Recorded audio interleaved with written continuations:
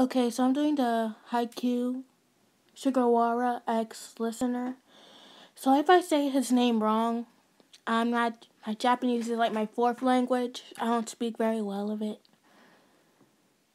And if you can tell, my voice is softer today because I woke up like 20 minutes ago. My head is hurting, and my legs are cramped from not moving a lot. But I still want to give you this video. Okay. So let's get into it. This is starting off in Suga's point of view. I was walking home from volleyball practice. I said bye to everyone on the team.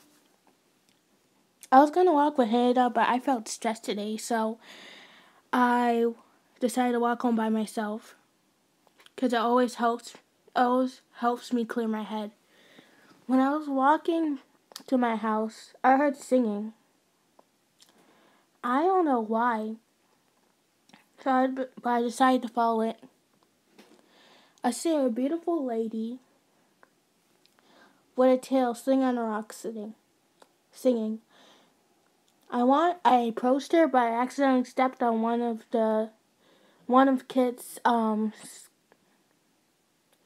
sand buckets, and it made a cracking noise, and the girl dove into the ocean. I asked her calmly to come back because I wanted to talk to her. I just wanted to come wanted to say how beautiful your singing was. She popped her head out of the water just a little bit to meet her eyes. Oh wait, guys, I forgot to tell you. I'm gonna show a picture of what you look like in the end. Okay. So he popped her head out of the water. She said, "Come on, I'm not gonna hurt you." Listener's point of view. I didn't trust a strange human. Your parents always told you not to trust humans. They said they were ruthless and a murderer. They killed one of your sisters, but this man didn't have no weapons at all. So you said, "Alright, but fine, but I'm not coming onto the shore." Sugawara agreed with this. And you guys started talking to each other.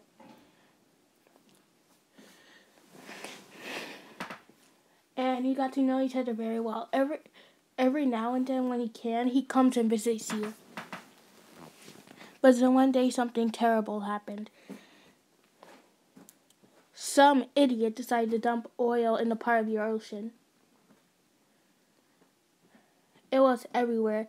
Some of your family and your friends inhaled it, and they were super sick, and some of the others were able to escape. Most of who inhaled it, like your father and your mother, died from it. The only ones left it was you and your little sister. It was devastating, of course. You have to live off with fish and seafood more than before, because usually your parents have the power to turn themselves into humans and get food and bring them back. But since there was a dollar, they gave you a magical pendant that allows you to transform into a human, and so does your sister, because he was one of the last ones left in the city. When Sugawara came back to visit the next day after this happened, you told him your problem. He actually invited you to stay in his pool. He was lucky at first. He was wondering what would his parents say. He said he will tell them about it. So you guys turned into human form, and he carried your sister to the house. He told everyone what happened. Of course, they didn't believe him until they saw you take off your form in the pool and you had a magical tail. And not everyone believed him. But he actually forced his dad to keep it a secret.